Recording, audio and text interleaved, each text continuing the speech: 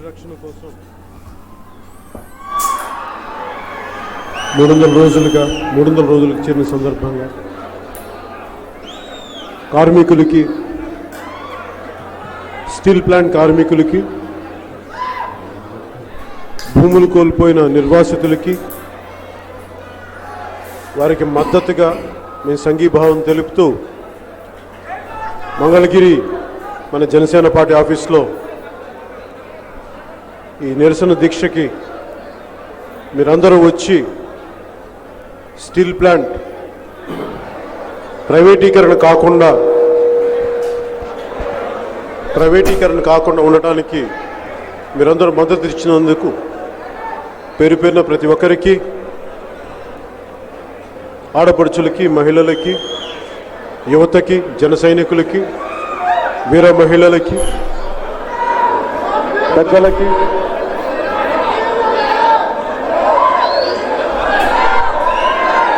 జనసేన నాయకులకి ప్రతి ఒక్కరికి పేరు పేరున ధన్యవాదాలు తెలుపుకుంటున్నాను. ఒక సమస్య వచ్చినప్పుడు, కష్టాల్లో ఉన్నప్పుడు జనసేన గుర్తొస్తుంది.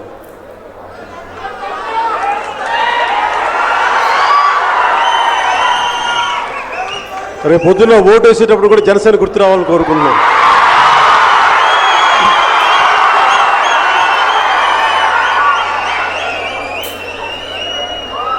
మనం జనసేన పార్టీ ఆవిర్భావానికి మూల కారణం ఏ ఫలితం ఆశించకుండా, ఏమి పదవులు ఆశించకుండా సర్వస్వం త్యాగం చేసిన మహనీయులే మనకి ప్రేరణ, వాళ్ళే మన ఇన్స్పిరేషన్. పదవి అనేది మనం చేసే పనిలో క్రమంలో రావాలి తప్ప పదవి కోసం వెనకపడే పార్టీ కాదు మనం. అందుకనే ఈ రోజున గాజువాకలో ఓడిపోయినప్పటికీ, ఉత్తరాంధ్రలో గెలవనప్పటికీ, ఆంధ్రప్రదేశ్లో మద్దతు సంపూర్ణంగా రానప్పటికీ ఎందుకు నిలబడి ఉన్నామంటే ప్రజాక్షేమం కోరుకున్న వాళ్ళం, కష్టాల్లో ఉన్న ప్రజల కోసం అండగా ఉన్నామని చెప్పడం కోసం. ఇది ఈ రోజున ఏ మూలకెళ్ళినా ఏ సమస్య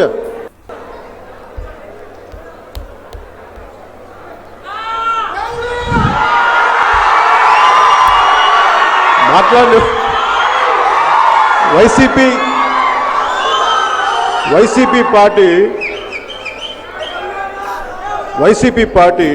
ఉన్న మన జనసేన ప్రైవేటీకరణ కాకుండా ఉండటానికి వైసీపీ పార్టీలోని వ్యక్తులు మాకు శత్రువులు కాదు. జనసేనకి వారి పాలసీ విధానాలు బాగలేనప్పుడు ఖచ్చితంగా ప్రతిఘటిస్తాం, బాగలేదని చెప్తాం.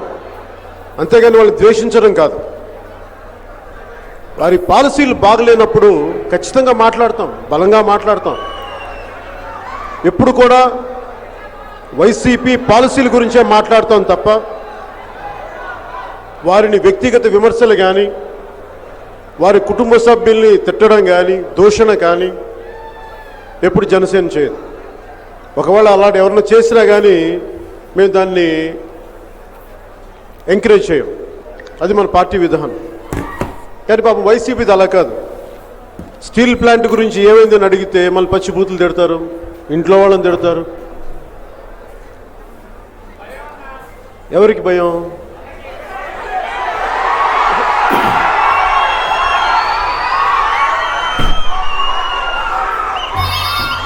నేను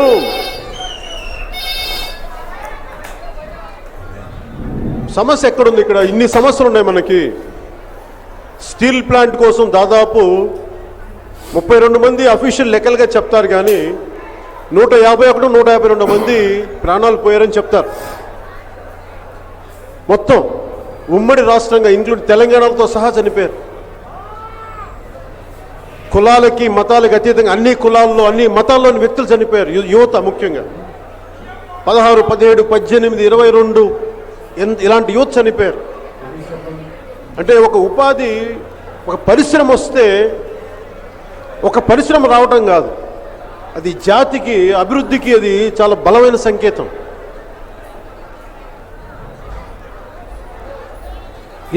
మనకి అయాన్ ఓర్ని స్టీల్ని అవసరం ఉన్న అత్యంత ఉత్పత్తి చేసే దేశాల్లో మనకి అవసరం ఉన్న దేశాలు మనం 2వ స్థానంలో ఉంటాం.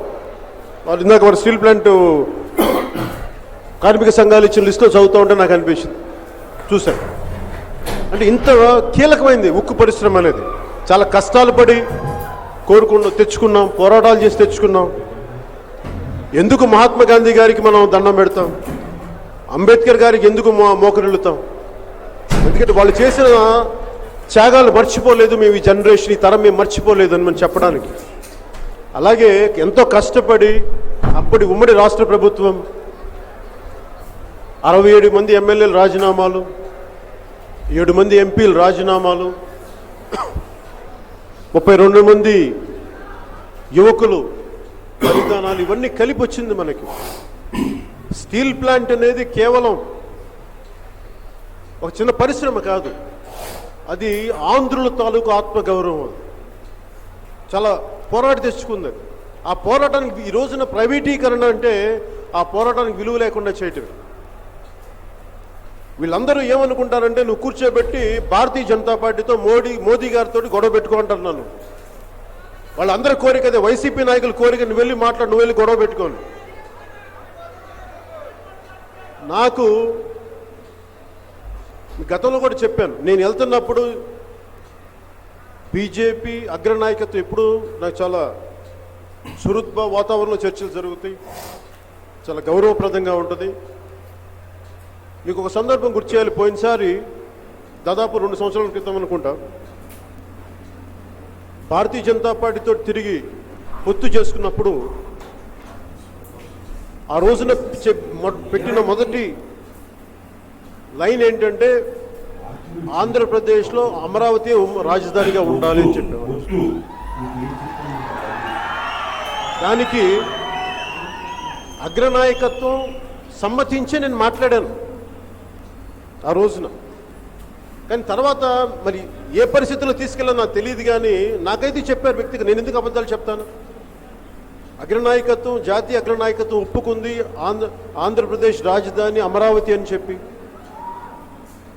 ఆ రోజు నేను చెప్పినప్పుడు వాళ్ళు మీ మాట వినరు అది ఇది అన్నారు. కానీ ఆఖరికి మొన్న హోంశాఖ మంత్రి శ్రీ అమిత్ షా గారు తిరుపతిలో చెప్పారు, మేము అమరావతిని రాజధానిగా చూస్తాం. మరి నేను చెప్పిన మాట నాకు చెప్పింది ఆయన ఇంకోసారి చెప్పారు కాదు, 2 సంవత్సరాలు లేటుగా చెప్పారంతే. ఆ సందర్భం రాలేదంతే ఆయన చెప్పడానికి. ఎందుకు చెప్తున్నానంటే, ఒకవైపు వైసీపీ 3 రాజధానులు అంటారు, ఇది ప్లెడ్జ్డ్ వర్డ్ అంటాం. మనం ఒక మాట స్థాయికి వెళ్ళే కొద్దీ మనం పేపర్స్లో రాసుకుంటాం, లిఖితపూర్వకమైన ఒప్పందాలు చేసుకుంటాం, కానీ దాన్ని ఆనర్ చేసేది మన మాటే. రాజ్యాంగం గొప్పది, కానీ రాజ్యాంగాన్ని పాటించే వాళ్ళల్లో వారి నైతిక నిబద్ధత, వారి నైతిక నిష్పత్తి మీద ఆధారపడి ఉంటుంది. విలువలు లేని వాళ్ళకి రాజ్యాంగం ఇస్తే వాళ్ళు దాన్ని పాటించకపోవచ్చు. ఈ రోజున వైసీపీ చేస్తుంది అదే. ప్రతిపక్షంలో ఉన్నప్పుడు ఒక మాట, అధికార వచ్చాక ఇంకో మాట, ఇలా మారుచుకుంటూ వెళ్ళిపోతే ప్రయోజనం ఏముంటుంది? ఇచ్చిన మాటకి, రాజ్యాంగ పరిరక్షణకి ఇంకా నిలబడి ఎక్కడున్నారు వీళ్ళు? దీని గురించి మాట్లాడాలి. నేను ఎందుకు నాలాంటి వాడు వెళ్ళి ఒక్క ఎమ్మెల్యేని పెట్టుకుని, ఆ ఎమ్మెల్యేని కూడా లాక్కున్న ఆ పార్టీ, జనసేన పార్టీ వెళ్ళి కేంద్ర నాయకత్వంతో మాట్లాడుతున్నప్పుడు, నాకు గౌరవం ఇవ్వగలిగినప్పుడు, 151 మంది ఎమ్మెల్యేలు ఉండి 22 మంది ఎంపీలు, 22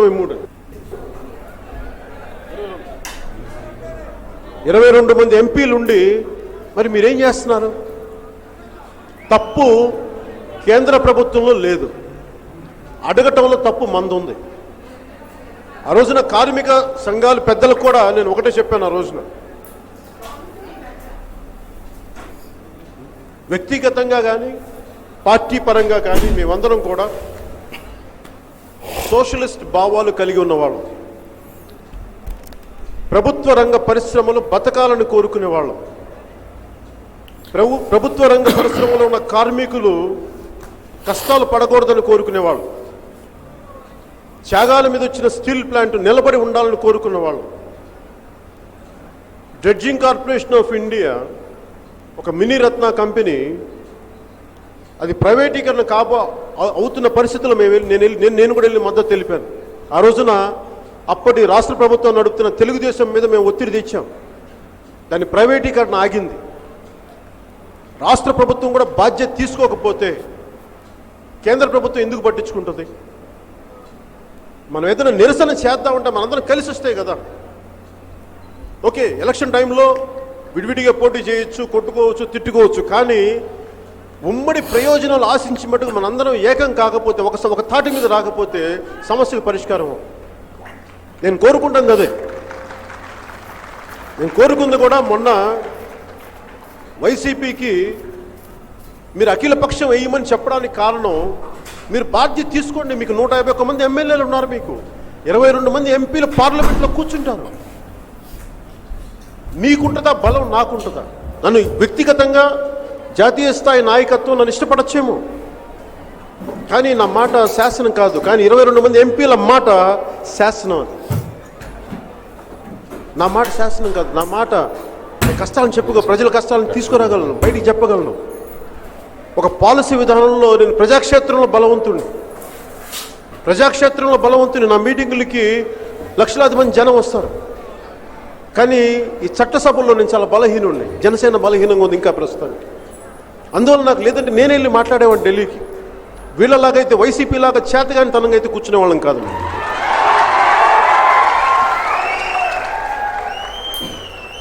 చేతగాని వ్యక్తులు చట్టసభలో కూర్చోవడం దేనికి? క్షమించాలి, వాళ్ళని చేతగాని వ్యక్తులు అంటే చాలా నొచ్చుకుంటారు వాళ్ళు. సరే, మీరు చేతగాని వాళ్ళు కాదు నిరూపించుకోండి. కనీసం పార్లమెంటు సమావేశాలు జరుగుతున్న ఇంకొక వారం రోజులు జరగబోతా ఉన్నాయి. ఈ వారం రోజుల కనీసం 22 మంది ఎంపీలకి వైసీపీ నాయకత్వానికి నిజంగా చిత్తశుద్ధి ఉంటే,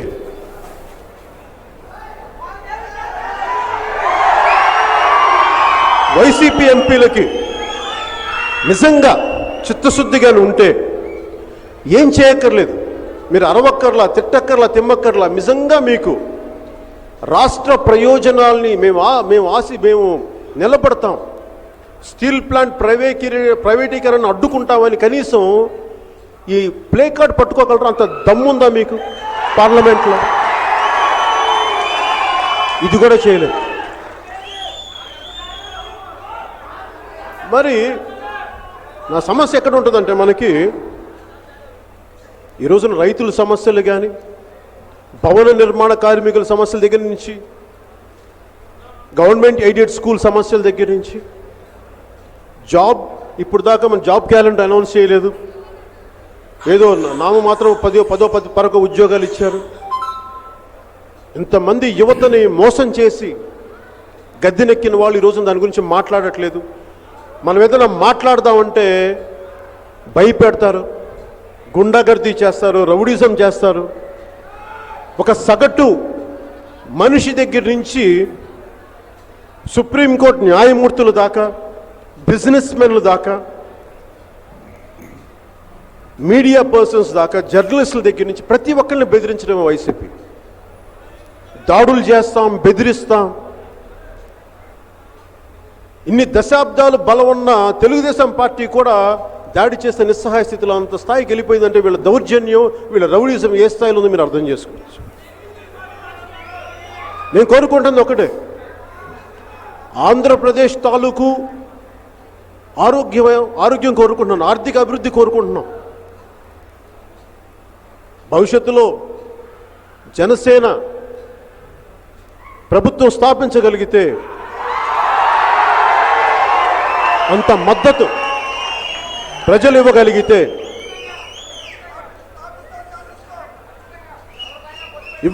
నిజంగా అలాంటి మ్యాండేట్ ఇవ్వగలిగితే ఒక ఎమ్మెల్యే, ఒక ఎంపీ ఏ స్థాయిలో పనిచేస్తాడో మీకు చేసి చూపిస్తాం.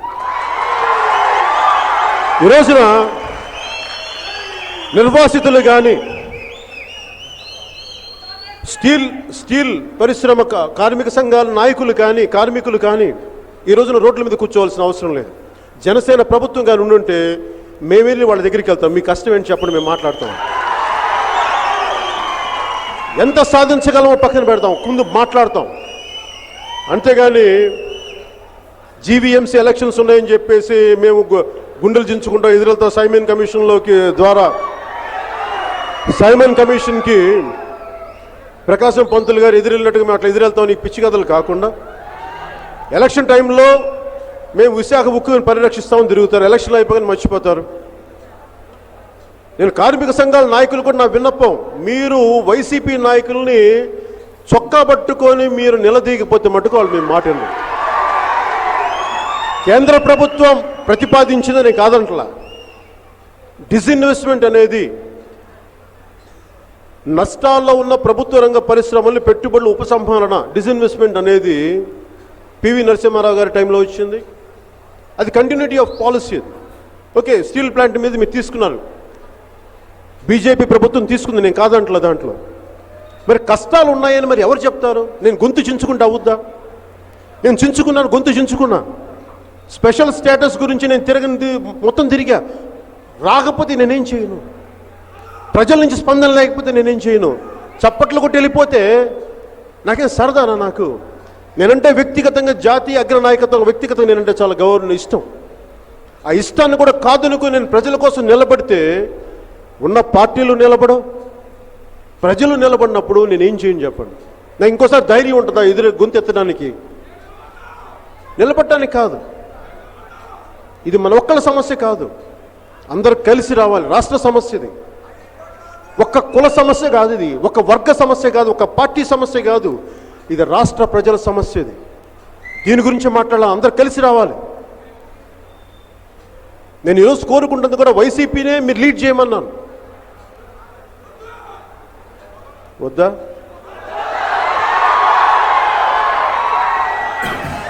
మరి మీరే కదా అందరు, మీరంటే మీరు కాదు, ఎక్కువ శాతం మంది ప్రజలే కదా ఇచ్చింది వాళ్ళకి అధికారం. మరి ఇచ్చారు సార్, మరి ఏం చేస్తాం? 2.5 సంవత్సరాలు తప్పదు. తిరిగి 24 ఎన్నికలు వచ్చేవారు తప్పదు, భరించాలి వాళ్ళని. వాళ్ళ రౌడిజం భరించాలి, వాళ్ళ గుండా గడ్డి భరించాలి, వాళ్ళ బూతులు భరించాలి. 24 తర్వాత అప్పుడు మనం చెప్తాం. సో ఇన్ని పరిస్థితులకి కారణం ఒక ఓటు లేదు. మన ఓటు సరిగ్గా ఆలోచించి వేయకపోతే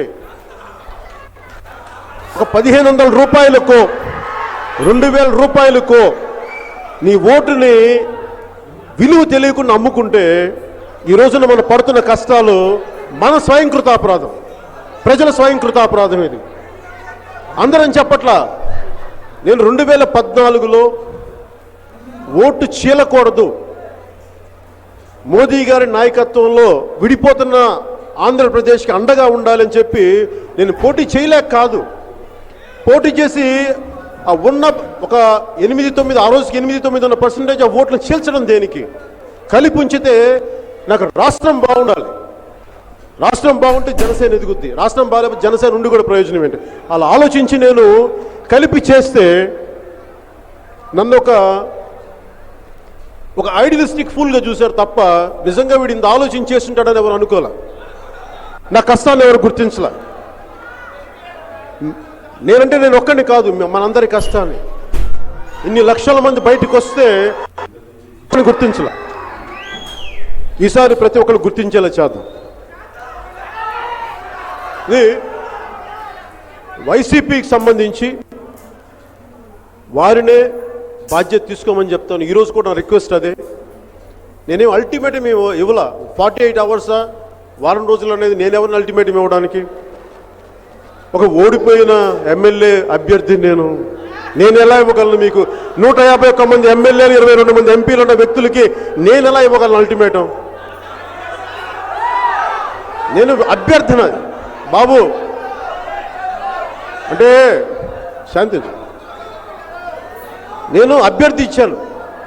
మీకు చట్టసభల్లో బలం ఉంది, ఒక నిమిషం, చట్టసభల్లో బలం ఉంది, పార్లమెంట్లో బలం ఉంది, మీరు బాధ్యత తీసుకోమని. ఎందుకంటే నా ఆలోచనే రాష్ట్ర అభివృద్ధి. ఒక అడుగు వెనక్కి తీసుకున్నా కానీ ఒక నిమిషం బాబు, ఒక నిమిషం ఒకడారు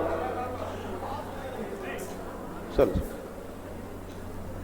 ఇది నా ఒక్కడి అభివృద్ధి కోసం కాదు, ఇది నా ఒక్కడి కోసం అయితే నేను పార్టీ పెట్టకలేదు. ఏదో ఒక పార్టీలో జాయిన్ అయిపోతే సెంట్రల్ మినిస్టర్ ఉద్దేశం నేనొక్కడిని గెలవడానికి రాలా, ఒక తరం గెలవాలి. 25 కేజీల బియ్యం కోసం అరులు చాచే తరం కాదు, ఒక 25 సంవత్సరాలు వాళ్ళు ఇంకో 25 సంవత్సరాలు భవిష్యత్తు ఇచ్చే నాయకత్వం, యువత రావాలి. దీనికోసం నేను పెట్టాను పార్టీ.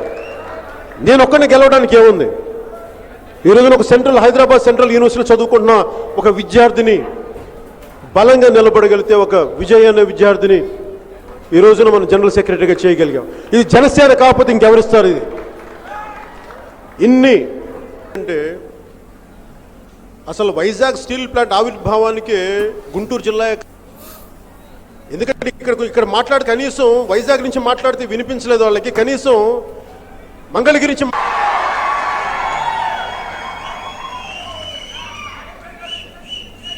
ఏదైనా మాట్లాడితే మీరు కూర్చోబెట్టి బెదిరించేసి తిట్టేస్తే వైసీపీ నాయకత్వాలకి, వైసీపీ నాయకులు కూడా చెప్తాం, అలా మీరు చేసే చిల్లర తాటాక చప్పుళ్ళకి జనసేన భయపడదు.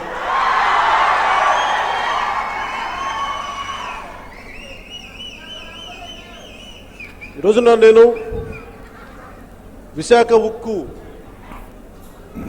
కార్మికులకి, భూములు కోల్పోయిన నిర్వాసితులకి నేను మాటిస్తున్నాం, మేము మీకోసం అండగా ఉంటాం, నిలబడతాం. అమరావతికి ఎలా నిలబడ్డామో, అమరావతి రాజధాని చెప్పినప్పుడు, నాకు వ్యక్తిగతంగా చెప్పినప్పటికీ అమరావతి మేము రాజధానిగా చూస్తున్నాం ఆంధ్రప్రదేశ్కి చెప్పినప్పుడు, అదే చెప్పినప్పుడు అఫీషియల్గా వాళ్ళు ఎవరు ఇవ్వలేదు పెద్దలంతా, కానీ ఇవ్వడానికి 2 సంవత్సరాలు పట్టింది టైం. ఈ లోపల నిలబడతాం లేదు అనేది అన్ని రకాల విమర్శలు ఎదుర్కొన్నాను నేను కూడా. అలాగే ఈ రోజున అమిత్ షా గారు ఆ మాట చెప్పి ఆ రోజు మాకు చెప్పింది నిజం చేసినందుకు మనస్ఫూర్తిగా వారికి నా ధన్యవాదాలు తెలుపుకుంటా ఉన్నాను. అలాగే స్టీల్ ప్లాంట్ సమస్య ప్రైవేటీకరణ కాబోతుంది అనగానే వెంటనే నేను మనోహర్ గారు వెళ్ళిపోయి, సార్ ఇదే నా వాదం, ఇంతకు మించి పెద్ద గొప్పగా తెలివితేటలు ఇది చేయనప్పుడు అది చేయ. వాళ్ళ నాయకులు పాదయాత్రలు చేశారు కదా, ఇంకోసారి పాదయాత్ర చేయండి, రండి, బయటికి రండి. ఎవరు కాదంటారు? నేను మనస్ఫూర్తిగా మద్దతు ఇస్తాను. అలా వస్తే నేను మద్దతు తెలుపుతాను, సంఘీభావం తెలుపుతాం. అవి చేయరే మరి.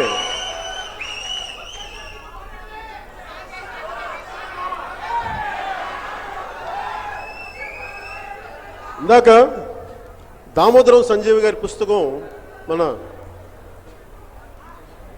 జనరల్ సెక్రటరీ విజయ్ కుమార్ గారు ఇచ్చారు. అదే పుస్తకం ఇంట్రెస్ట్గా తిరిగేశాను, మధ్యలో చదువుతూ మీతో మాట్లాడుతూ, అందరూ మాట్లాడేది వింటూ మధ్యలో చదువుతూ ఉంటే ఆయన చాలా మంచి, ఏదో ఒక సభలో ఆయన ఉటంకించి చదివాను. అది ఇంగ్లీష్లో రాశారు. అది భర్తృహరి గారి పద్యం అంటది. అది ఎందుకు చెప్పారంటే, అది వర్షం, ఆకాశం నుంచి రాలే వర్షపు చినుకు,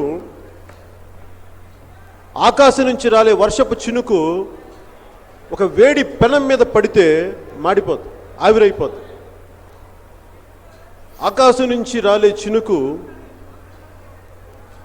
ఒక తామరాకు మీద పడితే అది ఒక ముత్యంలాగా మెరుస్తుంది.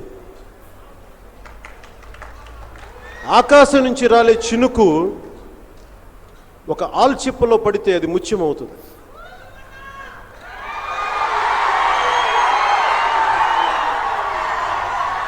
అంటే ఈ చినుకు అనేది ఏంటి అని ఉదహరించారంటే ఆయన, ఇది సంజయ్ గారి మాటలు, నా మాటలుగా. ఆ చినుకు అనేది మీ ఓటు, ప్రజల ఓటు. ఆ ఓటుని వైసీపీ అనే పెనం మీద వేస్తామా, ఆ ఓటు అనే చినుకుని 2019లో వైసీపీ అనే పెనం మాడిపోతున్న కాలిపోతున్న పెనం మీద వేస్తే జీవితాలు మాడిపోయినాయి, ఆవిరైపోయినాయి. అలా మాడిపోయి ఆవిరైపోయిన జీవితాలే మా స్టీల్ ప్లాంట్ కార్మిక సంఘాలు ఈరోజు రోడ్ల మీద రావడానికి. కానీ చిత్తశుద్ధి ఉన్న ఓడిపోయిన నిలబడ్డున్న జనసేనకి ఆల్చిప్ప కనీసం ముత్యమై ప్రకాశిస్తుంది, మీ జీవితంలో వెలుగునిస్తుంది. మేము నిలబడతాం, పారిపోం. ప్రజాక్షేత్రం నుంచి మేము పారిపోం, ధైర్యంగా ఉంటాం, ఇక్కడే నిలబడతాం.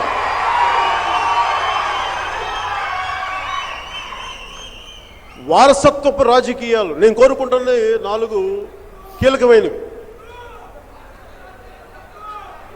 ఇన్ని దశాబ్దాలుగా కేవలం కొంతమందికే రాజకీయ లబ్ధి కాకుండా అణగారిన వర్గాలకి, అధికారం రాని కులాలకి, మిగతా అందరికి కూడా సాధికారతతో కూడిన అధికారం, కేవలం అలంకారప్రాయ అధికారం కాదు, సాధికారతతో కూడిన అధికారం. అంటే మీ పదవి ఇచ్చినప్పుడు పదవి మీకు పనిచేసేలాంటి అధికారం ఇవ్వగలగాలి. అలాంటి వాటి కోసం పనిచేయటం, దానికి ప్రేరణగా మేము ఎందుకు తీసుకున్నాం, దామోదరం సంజీవ గారిని ఎందుకు తీసుకున్నామనంటే ఆయన నాకు చాలా ఇష్టడైన వ్యక్తి, మహానాయకుడు. ఒక కాంగ్రెస్లో పార్టీలో పనిచేసిన నాయకుల్ని మీరు ఎందుకు ప్రేరణగా తీసుకుంటారంటే మంచి మనుషులు ఎక్కడైనా మేము ప్రేరణగా తీసుకుంటాం. అంబేద్కర్ గారు తెలుగువాడు అవ్వక్కర్లా, మహా గొప్ప మనిషి అయితే చాలు మనకి. గాంధీ గారు తెలుగువాడు అవసరం లేదు, మనం తీసుకుంటాం. అలాగా పార్టీలకు అతీతంగా ప్రజలకు పనిచేసే ఒక మహానాయకుల్ని ప్రేరణ తీసుకున్నాం. ₹1 ఎందుకు ప్రకటించాను ఆయన స్మారక చిహ్నానికంటే, రాయలసీమ నుంచి ఎక్కువ మంది ముఖ్యమంత్రులు వచ్చారు.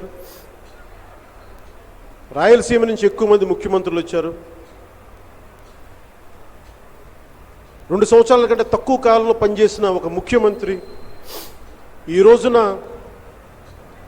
వృద్ధాప్యుల పింఛన్ పథకం కానీ, కార్మికులకి అండగా నిలబడే విధానాలు కానీ, తెలుగు భాష అధికార భాషగా ఉండాలన్న ఆలోచన కానీ, ఇరిగేషన్ ప్రాజెక్ట్స్ కానీ, 1 కాదు 2 కాదు అనేకం చేసిన మహనీయుడైన దామోదరం సంజీవ గారు. కార్మికుల్ని ఎంత అండగా నిలబడ్డారంటే ఆయన్ని బోనస్ సంజీవయ్య అనేవాడు, ఆయన వారిని సెంట్రల్ మినిస్టర్గా ఉన్నప్పుడు. అలాంటి మహా వ్యక్తులు ప్రేరణ తీసుకొని మేము ముందుకు అడిగా. అలాంటి వ్యక్తిని ఒక్కరు పట్టించుకోలేదు. ఇంతమంది ముఖ్యమంత్రులు వచ్చారు. ముఖ్యమంత్రులు అంటే కేవలం కొద్ది మందికి కాదు. ఎందుకు చెప్తున్నానంటే 3 రాజధానులు అనే అంశం మీద దృష్టిలో పెట్టుకుని చెప్తున్నాను. రాయలసీమ నుంచి ఒక మహనీయుడు, ఒక మహాత్ముడు వస్తే అతనికే మీకు గుర్తింపు లేదు. మీరు కర్నూలులో రాజధాని చేస్తామంటే మేము నమ్ముతామా? మేము ఉత్తరాంధ్ర అభివృద్ధికి మీరు అందుకని వైజాగ్ రాజధాని అంటే మేము నమ్ముతామా? మేము ఒక చిన్న స్మారక భవనం కట్టించలేరు మీరు దామోదరం సంజీవ్ గారికి కర్నూలు జిల్లాలో. మీరా మాట్లాడతారు రాయలసీమ గురించి, మీరా మాట్లాడతారు ఉత్తరాంధ్ర గురించి, మీరా మాట్లాడతారు కోస్తాంధ్ర అభివృద్ధి గురించి. మీరు దీన్ని ఆమె నమ్ముతాం. ఒకటే మాట మాట్లాడాలి, అమరావతి రాజధాని అని చెప్పినప్పుడు నీకు ఉత్తరాంధ్రలో మద్దతు పోద్ది, రాయలసీమలో మద్దతు పోద్ది అంటే నేను అడిగా, ఎందుకు మద్దతు పోద్ది? ప్రజల అండదండలకి మేము పొందుతాం. మీలాగా మాటలు చెప్పి కనికట్టు చేసి మోసం చేసే వాళ్ళం కాదు. ఒక మాట చెప్పామా నిలబడి తీరుతాం, వెనక్కి తగ్గం. మేము ముఖ్యమంత్రులు అయ్యిండు కూడా మీకు ₹1 రిలీజ్ చేయలేకపోయారా? ఒక సగటు ఒక పార్టీ నాయకుడు ₹1 నేను చేయగలిగాను ఆయన స్మారక భవనానికి. మీరు ఎందుకు ఆలోచన రాలా? డబ్బులు లేక కాదు, డబ్బులు ఉన్నాయి, మనసు లేదు. వీరు ఈ అణగారిన వర్గాలు ఎదగకూడదన్న ఆలోచనే మీకు స్మారక భవనాన్ని కట్టించాలి. అది నాకు బాధ. మేము నిలబడతాం.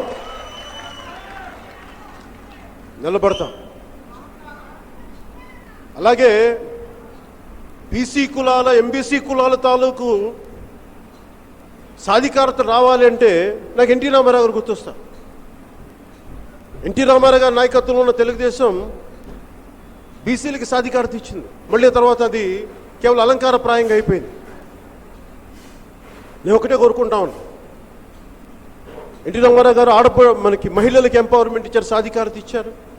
తిరిగి బీసీలకి, ఎంబీసీలకి, మహిళలకి సాధికారత మళ్ళీ మీకు కూర్చొని మీ తల పొగరుతోటి, గర్వంతో సాధించామన్న పట్టుదలతో తిరిగి ఆడపడుచులకి, బీసీలకి, ఎంబీసీలకి సాధికారత చూపించాలంటే జనసేన ఆలోచన విధానం. అలాగే వారసత్వపు, నాకు మోదీ గారంటే గౌరవం. ఎందుకంటే భారతదేశంలో ఉన్న వారసత్వపు రాజకీయాలని ఒకే ఎన్నికలు తీసి పక్కన పెట్టిన వ్యక్తి. వారసత్వపు రాజకీయాలు జాతీయ స్థాయి నుంచి చిన్న రాష్ట్రంలో ఉన్న మారుమూల గ్రామం వరకు వారసత్వం ఉన్న వ్యక్తులే కాదు, మిగతా వాళ్ళు కూడా రావాలి రాజకీయాల్లోకి. అది జనసేన కోరిక. అందుకే నాకు మోదీ గారు అంటే చాలా గౌరవం. ఆ వారసత్వపు రాజకీయాలు కేవలం కొద్దిమంది చేతులు ఇరుక్కుపోయి, వారసత్వపు రాజకీయాలు ఈ రోజున ఉన్న వ్యక్తులు, మన రాష్ట్రాన్ని నడుపుతున్న పెద్దలు వారసత్వపు రాజకీయ వ్యక్తే. మరి మీకు ఎంత బలం ఉండాలి మీరు మాట్లాడటానికి? మరి మీకు ఇంత వారసత్వపు బలం ఉండి మీకు ధైర్యం లేదా చట్టసభల్లో మాట్లాడటానికి? వైజాగ్ స్టీల్ ప్లాంట్ గురించి అంతా మా మీద చూపించడమే, మా జన సైనికుల మీద చూపించడం మీ ప్రతాపం తప్ప వెళ్ళి కేంద్ర ప్రభుత్వంకి వెళ్ళి పార్లమెంట్లో మీకు సాహసం లేదు వీళ్ళకి. మరి దేనికి 22 మంది ఎంపీలు? దేనికి? మీరు కాఫీలు తాగి అక్కడ కొంచెం వడ సాంబార్ తినేసి కొంచెం కాఫీ తాగి బాగా తేయించి కూర్చోరావడానికి ఎంపీలు మాట్లాడరా? మీరు మాట్లాడితేరా? మేము కోరుకుంటుంది ఒకటే, ఆంధ్రప్రదేశ్కి ఆరోగ్యానికి, ఇప్పుడు మనం సిగరెట్లు తాగితే ఆరోగ్యానికి హానికరం అంటాం కదా, ఆంధ్రప్రదేశ్ ఆరోగ్యానికి వైసీపీ హానికరం.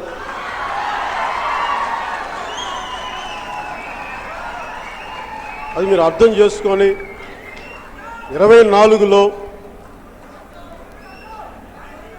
ఏలే రావాలని కోరుకుంటే అది ప్రజల ఇష్టం. మనం నిలబడతాం ప్రజల కోసం. ప్రజలు నిలబడకపోతే జనసేన పక్షాన ఆ తర్వాత జరిగే పరిణామాలకు వచ్చి అన్నా మా కష్టాలు అయిందంటే మేము ఏం చేస్తాం మరి? అలాగే వైసీపీ 151 మంది ఉన్నాము, 22 మంది ఉన్నామని చెప్పి మీ దౌర్జన్యాలు చేస్తే మేము సుభాష్ చంద్రబోస్ వారసులం, చంద్రశేఖర్ ఆజాద్ వారసులం. మీరు చేసే దౌర్జన్యాలకి, మీరు చేసే పాలసీలకు కానీ, మీరు చేసే పాలసీలకి బుద్ధి బలంతో సమాధానం చెప్తాం. మీరు చేసే దౌర్జన్యాలకి మేము కండబలంతో ఎదుర్కొంటాం. అంతేగాని మీకు భయపడే ప్రశ్నే లేదు. దీన్ని ఆలోచించుకొని ఈ రోజున మేము ఒకటే, మనందరం ఎందుకు ఈ సంఘీభావం దీక్ష అంటే, ఈ రోజున పెద్దలందరినీ కోరుకున్నాను, నాయకులందరినీ కలిసి మనందరం విశాఖ స్టీల్ ప్లాంట్ ప్రైవేటీకరణ జరగకుండా ఉండడానికి మనందరం మద్దతుగా వారి కార్మిక సంఘాలకు నిలబడదాం. 10,000 ఎకరాలు ఇంకా ఉపయోగంలోనికి రాని నిర్వాసితుల భూముల్ని ఎలాగ వాళ్ళకి జరిగిన నష్టాన్ని ఎలా భర్తీ చేస్తాం? భర్తీ చేయలేని పక్షం వాళ్ళ భూములు ఇప్పించే పరిస్థితి ఉందా? ఏదైనా సరే ఒక న్యాయం జరిగే వరకు జనసేన అండగా ఉంటే దీని మీద ఆలోచన విధానం, బలమైన ఆలోచన విధానం చేద్దాం. అలాగే రైతు సమస్యలు ఉన్నాయి. రైతు సమస్యలు ప్రకాశం జిల్లా నుంచి నాకు ఇప్పుడు రైతులు రాసిన ఒక లెటర్లో ఇదేదో మనకి కొన్ని లక్షల ఎకరాల్లో మన అనంతపురం, కర్నూలు అన్నీ మనకి ఇక్కడ కూడా గుంటూరు జిల్లాలో కలిపి మిర్చి పంట వేస్తే ఏదో తామర పురుగు అండి, అది వస్తుంది నల్లినా, అదే ఇండోనేషియా, అమెరికా నుంచి వచ్చిందంట అది. దానివల్ల మొత్తం ఒకటి వర్షాల వల్లేమో పంట పెరగలేదు, పంట పక్వానికి రాలా. అంతకుముందేమో ఈ నల్లి తొలి దశలో. దీనికి మాట్లాడే వ్యక్తులు ఎవరు లేరు. లక్షల ఎకరాలు 70% పోయింది. రైతుకి నాశనం మరి పట్టించుకునేవాడు ఎవరు లేడు. మరి ఓట్లు వాళ్ళకి వేస్తే అట్లా మరి రైతులు నష్టపోతూ ఉంటే మరి ఏం చేయాలి మనం? రైతులు కూడా మేల్కోవాలి. రైతులకి గిట్టుబాటు ధర లేకపోతే మేము తూర్పుగోదావరి జిల్లాలో నిరసన దీక్ష చేశాం. సమస్య వచ్చినప్పుడల్లా జనసేన ఉంది, కానీ ఓటేసినప్పుడు మీకు వైసీపీ అంటే పరిస్థితులు మారవు, ఇట్లాగే కంటిన్యూ అవుతాయి. ఇది మారాలని నేను కోరుకుంటా ఉన్నాను. మీకు రోజు నేను మీకు మాటిస్తున్నా, 24లో కొత్త ప్రభుత్వాన్ని తీసుకురండి. వైసీపీ చేసిన ప్రతి పనికి వారి చేత సమాధానం చెప్పిస్తాం. నాకు మొన్న అదేంటబ్బా వైన్ షాప్స్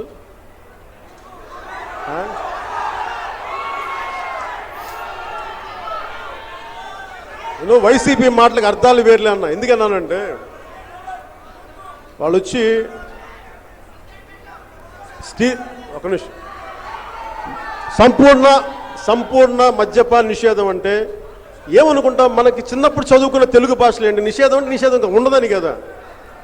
వాళ్ళు ప్రత్యేకించి కొత్త బ్రాండ్లు తయారు చేసి అమ్మేశారు. సరే ఉదాహరణకి మొన్న నా సినిమాలు ఏదో ఆపేశారు.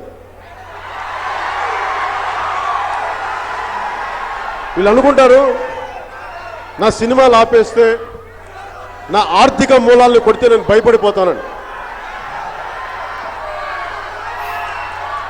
నేను అంత పంతానికి వస్తే నేను ఆంధ్రప్రదేశ్లో ఉచితంగా సినిమా వేసి చూపిస్తాను. అలా భయపడవు. వైసీపీకి ఏం చెప్పాలి, నా ఆర్థిక మూలాలు కొడితే భయపడతామా మేము అంటే ఏంటి కారణం ఏంటి అంటే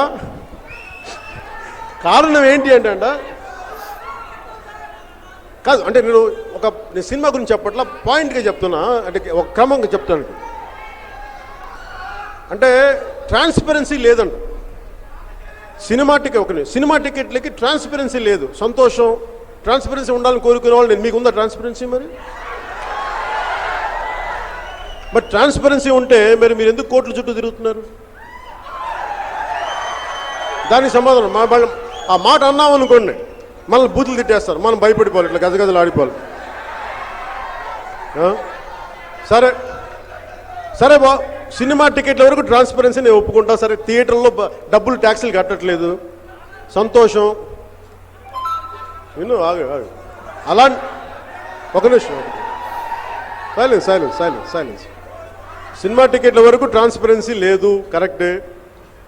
మరి మీరు అమ్మే మందుకు ట్రాన్స్పరెన్సీ ఉందా బాబు?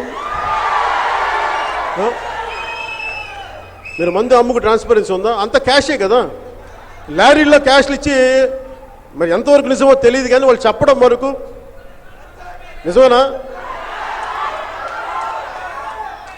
అంటే ఏదో ప్రభుత్వ ఎస్కాట్తో ముందుకు తీసుకెళ్తారంట, నాకు తెలియదు. అది ఆ డబ్బులంతా ఒక లారీలోనో బండ్లు తీసుకోబోతారంట. 40,000 కోట్ల సంపాదన అంట ఒక సంవత్సరం. అంటే చూడండి ఎంత డబ్బో. మన ఆరోగ్యాలు పాడు చేయించి మద్యపాన నిషేధం అని చెప్పి ట్యాక్స్ కట్టకుండా ప్రజల దగ్గర నుంచి డబ్బులు తీసుకొని ఆ డబ్బులతో మళ్ళీ మన ఓట్లే కొనుక్కొని మన ఆరోగ్యాలు పాడు చేస్తే మళ్ళీ వాళ్ళకి అయ్యా బాబు అని చెప్పి మనమే మోకరిల్లినంత కాలం ఆంధ్రప్రదేశ్ బాగుపడదు. ఇది రావాలి అంటే ప్రతి ఒక్కరు చెప్పాలి. వైసీపీ చేస్తున్న దుర్మార్గాలు, దౌర్జన్యాలు, మనల్ని ఎలా మోసం చేస్తుంది, ఎలా వంచిస్తున్నారు.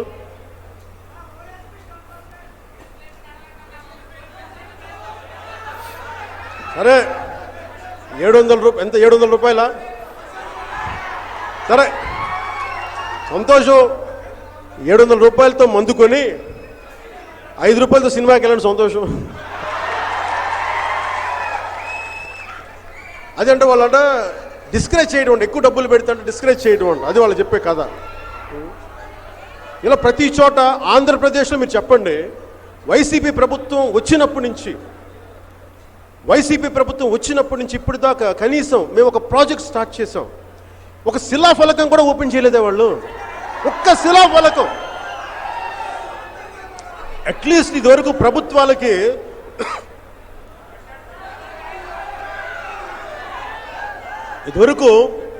ప్రభుత్వాల మీద ఆర్కే లక్ష్మణ్ గారి జోక్స్ ఇవన్నీ ఏంటంటే శిలాఫలకాలు ఉంటే అక్కడ ఏముండవు వెనకాలని, కనీసం అది కూడా చేయట్లేదు వైసీపీ అధికారులు. అంటే ఒక శిలాఫలకం చేయడానికి కూడా వాళ్ళ దగ్గర ఉంది. ఇందాక మన నాయకులు పెద్దలు ఎవరో మాట్లాడుతూ ఉంటే 500 మంది అండి అడ్వైజర్స్ ఆంధ్రప్రదేశ్, 500 కదా, ఆంధ్రప్రదేశ్కి కొన్ని వందలాది మంది అడ్వైజర్లు, ప్రభుత్వం ఎలా పని చేయాలని 500 మంది అడ్వైజర్లు పెట్టుకొని స్టీల్ ప్లాంట్ని మీకు ఎలా ఆపాలి అడ్వైజర్లు లేరు. డబ్బులు ఎందుకు వేస్ట్ చేస్తున్నారు మీరు? ఒక్కొక్కరికి ఆ స్థాయి పదవులు ఎందుకు ఇస్తా ఉన్నారు మీరు? అలాగే రాయలసీమలో వరదలు వచ్చి కనీవిని ఎరగని వరదలు, ఏడుకొండల స్వామి కూడా భరించలేకపోతున్నాడు. రావుద్రా బాబు అని చెప్పి నేను మొత్తం గండి కొట్టేశాడు. వాళ్ళు చేసే పాపాలు అలా ఉన్నాయి.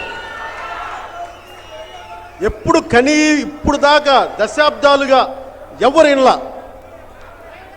తిరుమల కూడా వద్దంటుంది వైసీపీని, మీరు రావద్దు, పైకి రావద్దు, సంతోషం రావద్దు.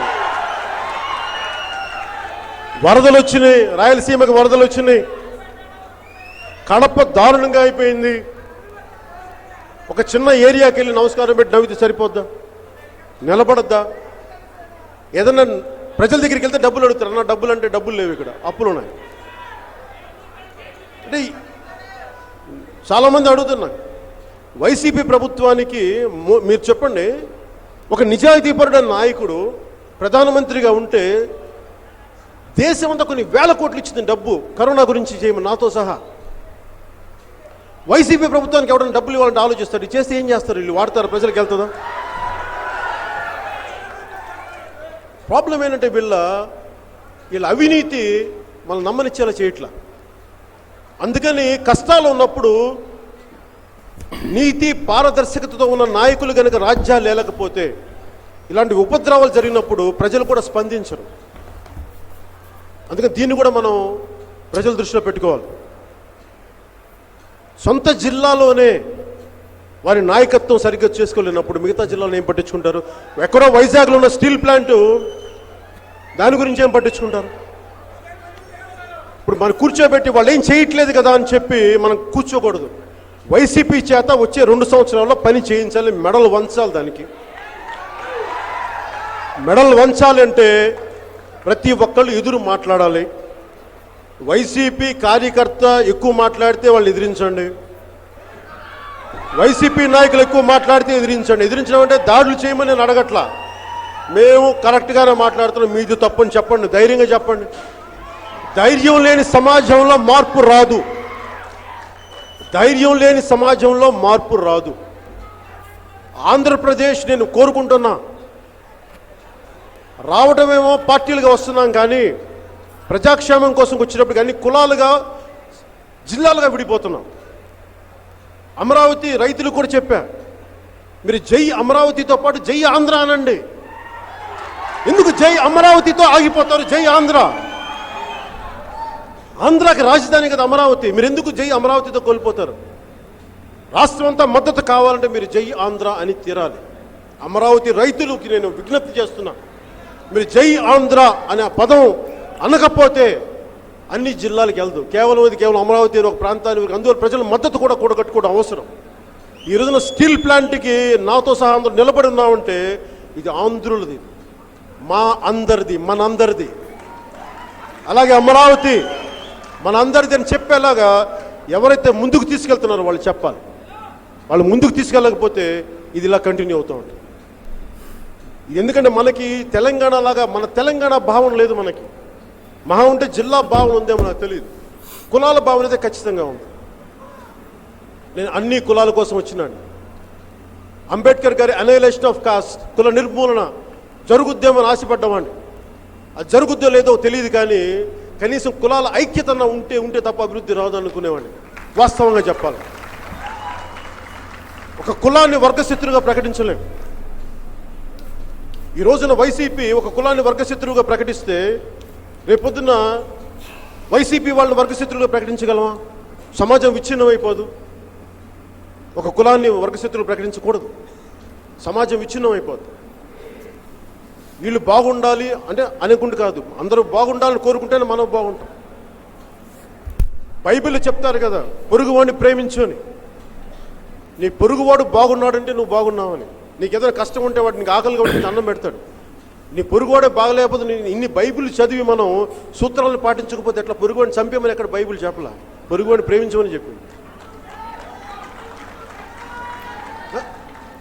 అంటే మనకి దైవ సూత్రాలు దైవ సూత్రాలని ఆచరణలో తీసుకురాకపోతే కేవలం లిప్ సర్వీసే చేస్తే సరిపోదు, ఆచరణలోకి పట్టుకురావాలి. జనసేన చేస్తుంది. మేము ఎక్కువ మతాల గురించి మాట్లాడం. నా మతాన్ని నేను గౌరవిస్తాను, నా మతాన్ని నేను ఆరాధిస్తాను,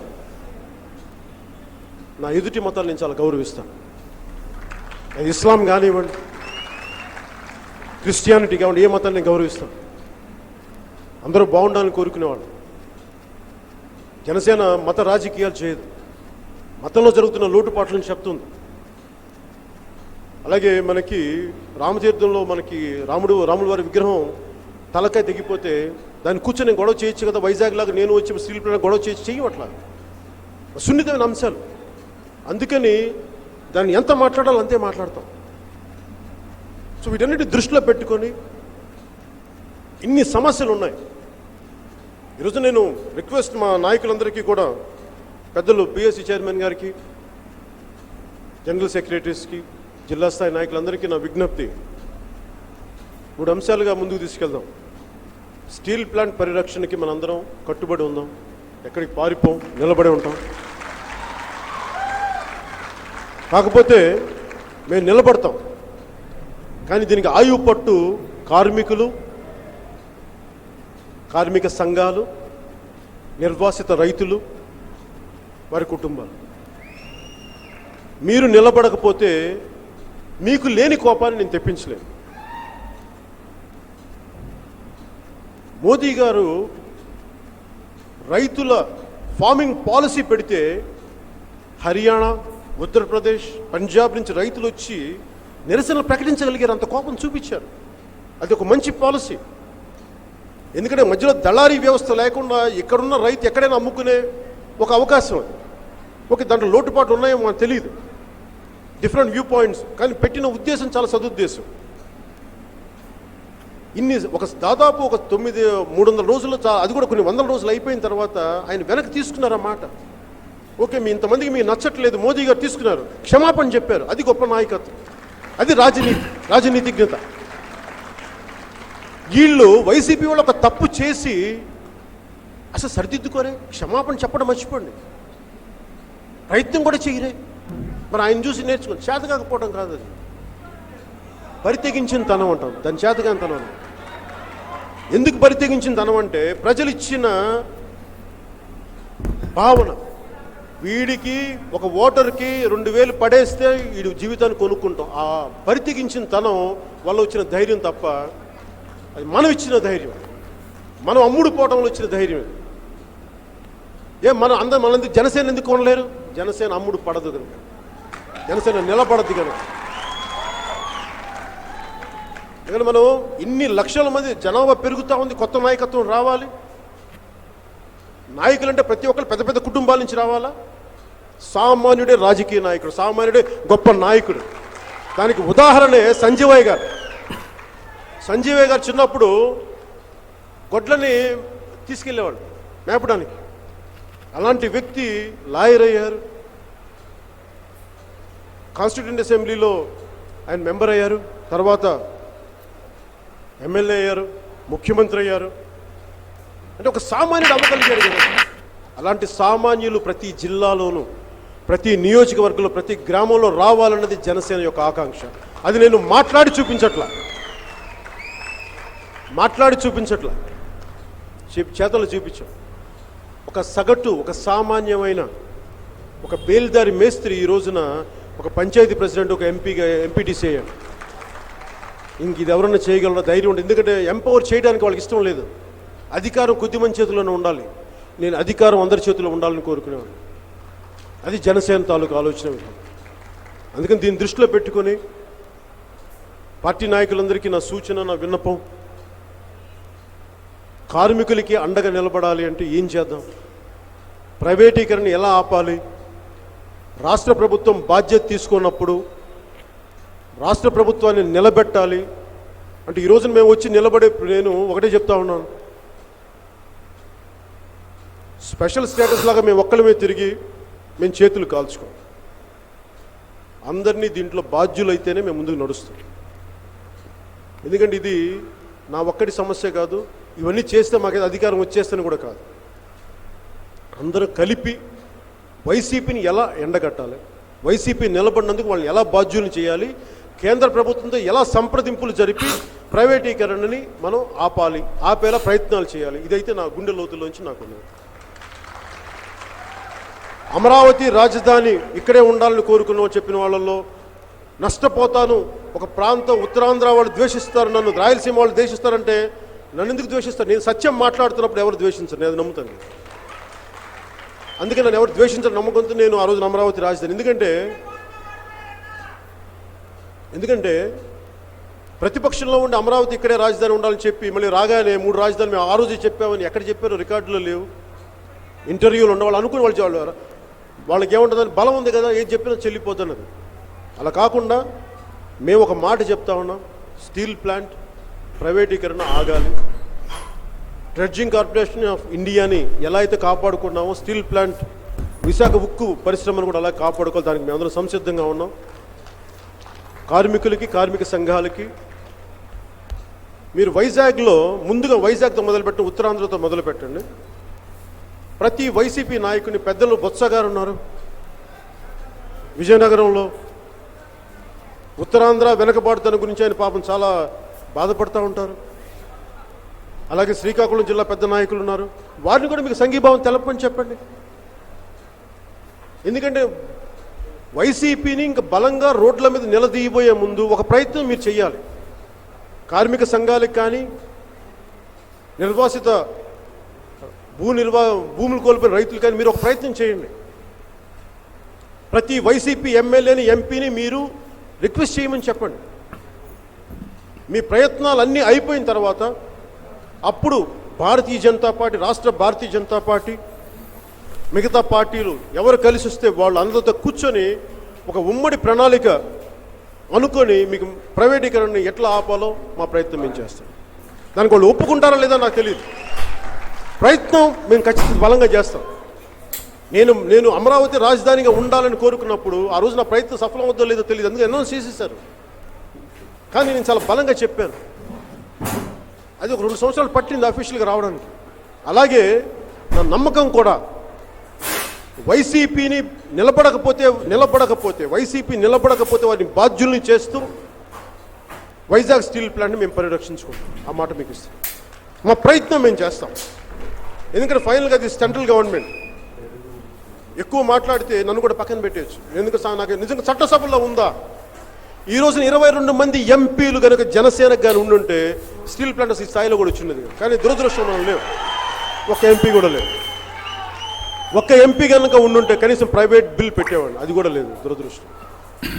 అలాగే అది ఎంతకాలం పడుతుంది మీరు నిర్ణయించుకోండి. ఒక నెల, మొన్న వారం అంటే కార్మిక సంఘాల నాయకులు అందరూ సంప్రదింపులు జరిపి ఒక 2 వారాల తర్వాత లెటర్ రాసినట్టున్నారు.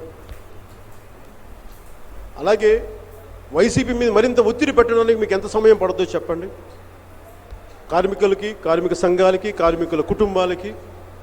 ఎందుకంటే జనసేన పార్టీ ఇదే ఆఫీస్కి ఓడిపోయిన 3 నెలల తర్వాత ఒక 14 ఏళ్ల బిడ్డ తల్లి సుగాలి ప్రీతి వాళ్ళ తల్లి వచ్చి ఇక్కడ కూర్చున్న మెట్ల మీద కూర్చొని ఏడ్చింది. అన్న నా బిడ్డ చనిపోయింది, 2 సంవత్సరాలు తిరుగుతా ఉన్నా, 2018 తిరుగుతున్నా, నాకు ఎవరు న్యాయం చేయలేదంటే నాకేం చేయాలో తెలియలే. ఓడిపోయి అంత బలం ఉండదు కదా, మనోబలం నాకుంటుంది, మా జనంకు ఉంటుంది కదా. ఏంటన్నా ఓట్ల కానీ మేము నిలబడి ఒక్క తల్లి ఏడిస్తే కన్నీళ్లు పెట్టి నిలబడితే అనంతపురంలో 1.5 లక్షల మంది జనంతో మద్దతుగా నిలబడితే సిబిఐ కోర్టుకి ప్రభుత్వం చేత చేయించగలిగాం. అలాగా ఇన్ని వేల మంది కార్మికులు ఉన్నారు, కార్మిక సంఘాలు ఉన్నారు, దాదాపు 20 పైచిలకు సంఘాలు ఉన్నాయి, భూములు కోల్పోయిన రైతుల సంఘాలు ఉన్నాయి, కార్మికుల కుటుంబాలు. మీరందరూ కలిసి వచ్చి ఒక తల్లి నిలబడితేనే మేము నిలబడ్డాం. మీరు కనుక బలంగా నిలబడితే అది ఢిల్లీ దాకా ఎలా తీసుకెళ్లాలో మా వంతు ప్రయత్నం, మా వంతు కృషి మేము చేస్తాం, మీకు మాటిస్తున్నాం. దీనికి ఎంత సమయం కాకపోతే ఇది చేయడానికంటే ముందు వైసీపీని మటుకు మీరు తేల్చి చెప్పాలి. మాకు స్టీల్ ప్లాంట్ ప్రైవేటీకరణ మేము ఆపం, వదిలేస్తామని వాళ్ళ మాట చెప్పనివ్వండి. అప్పుడు మనం మిగతా అందరితో కలిసి ఎలా ముందుకు తీసుకెళ్లాలో మా ప్రయత్నం మేము చేస్తాం, ఆ మాట మీకు ఇస్తాం. అలాగే రైతులకు సంబంధించి ప్రత్యేకంగా ఒక సదస్సు ఏర్పాటు చేసి ఆంధ్రప్రదేశ్లో ఉన్న రైతులు ఏ నష్టాలకు పోతుంది దీని మీద ఖచ్చితంగా మిర్చి రైతులు కానీ వరేసిన రైతులు కానీ గిట్టుబాటు ధర రాకుండా, అలాగే కౌలు రైతుల సమస్యలు కానీ, అమరావతి భూములు ఇచ్చి ఆ రైతుల కష్టాలు కానీ వీటన్నిటిని మీరు ప్రత్యేకించి ఇంకొకసారి దీని మీద ఖచ్చితంగా మాట్లాడతాం. అలాగే ముఖ్యంగా లా అండ్ ఆర్డర్. ఉత్తరప్రదేశ్, బీహార్లో లా అండ్ ఆర్డర్ చాలా అధ్వానంగా ఉంటుందని చెప్తున్నారు. కానీ ఈరోజున ఆంధ్రప్రదేశ్ వాటన్నిటికి మించిపోయింది. ఆంధ్రప్రదేశ్ ఎమ్మెల్యేలే రౌడీజం చేసే స్థాయికి. నేను మొన్న చట్టసభల్లో ఒక సంవత్సరంలో ఉన్న ఒక ముఖ్యమంత్రిని వ్యక్తిగతంగా తిట్టారని ఆయన బాధపడతామని నాకు ఒకటే అనిపించింది. చట్టసభలు అనేది ఒక శాసనాలు చేసే, అంటే నీ మాటే శాసనం. చట్టసభల్లో అక్కడ బూతులే మాట్లాడుతున్నప్పుడు, బూతులే శాసనాలు అయిపోయినప్పుడు ఒక ముఖ్యమంత్రి స్థాయి వ్యక్తిని వార్తలు వచ్చిన ప్రకారం వాళ్ళు మాట్లాడుకున్న వాటి ప్రకారం నేను చెప్తున్నా. దాని ప్రకారం ఒక అపోజిషన్ లీడర్ కానీ ఆయన సతీమణి కానీ మీరు ఆ స్థాయికి తిడితే రోడ్డు మీద ఒక ఆడపిల్లకి ఏం రక్షణ ఉంటుంది? 4 ఏళ్ల ఆడబిడ్డకి ఏం రక్షణ ఉంటుంది? మీరు ప్రజాప్రతినిధులు ఈ స్థాయికి దిగజారిపోయి ఆడపడుచులను తిడితే రేపొద్దున ఒక 4 ఏళ్ల బిడ్డను అత్యాచారం చేసే వాడి దుర్మార్గుడికి మీరు ఎంత ప్రోత్సాహం కల్పించినట్టు ఉంటుందో మీరు అర్థం చేసుకోగలరా? మీరు ఎప్పుడు మీ ఇంట్లో వాళ్ళు కనీసం వాళ్ళకి అర్థమవుతుంది మేము చెప్పే మాటలు, మీకు అర్థమవుతుందో లేదో నాకు తెలియదు. అలాగే లా అండ్ ఆర్డరు చాలా బలంగా ఉండాలి. 24న కొత్త ప్రభుత్వానికి మీరు లా అండ్ ఆర్డర్ బాధ్యత మాకు ఇవ్వండి. ఆడబిడ్డ ఇంట్లో నుంచి బయటకు తిరిగి వస్తే ఎవడన్నా కన్నెత్తి పెడతారు మేము చెప్తాం. ప్రజల్ని ఎంపవర్ చేస్తాం. ఒక రౌడీ, ఒక గూండా కన్నెత్తి చూడాలంటే భయపడే రోజులు తీసుకొస్తాం. ఆ బాధ్యత మాకు అప్పచెప్పండి. వైసీపీ అనేది ఆంధ్రప్రదేశ్ ఆరోగ్యానికి హానికరం. ఇది మీకు ఒక వాక్యంగా తీసుకోండి. ఆరోగ్యం ఎవరిస్తారు? వాళ్ళు అనారోగ్యం ఇస్తున్నారు. ఆరోగ్యం మనం ఇస్తాం ఆంధ్రప్రదేశ్. అలాంటి బలమైన పరిస్థితుల్లో ఇక్కడున్న చిన్న బిడ్డలకు కానీ కొత్త తరానికి మేము అండగా నిలబడతాం. కొత్త నాయకత్వాన్ని తీసుకొస్తాం. కార్మికులు పనులు చేసుకోవాలి కానీ రోడ్ల మీదకి వచ్చి బైఠాయింపులు, ధర్నాలు చేసి వాళ్ళ జీవితాలని వారి కుటుంబాలకు దూరం చేసి 300 రోజుల నుంచి వాళ్ళు తపన పడతాం. నిజంగా చాలా బాధేస్తూ ఉంది. వాళ్ళకి అండగా నిలబడతాం. ఇలాంటి పరిస్థితులు రాకుండా ఉండాలంటే 2024లో వచ్చే కొత్త ప్రభుత్వానికి మీ అందరూ సంపూర్ణ మద్దతు కావాలని కోరుకుంటూ తెలియజేసుకుంటూ సెలవు తీసుకున్నాం. జై హింద్.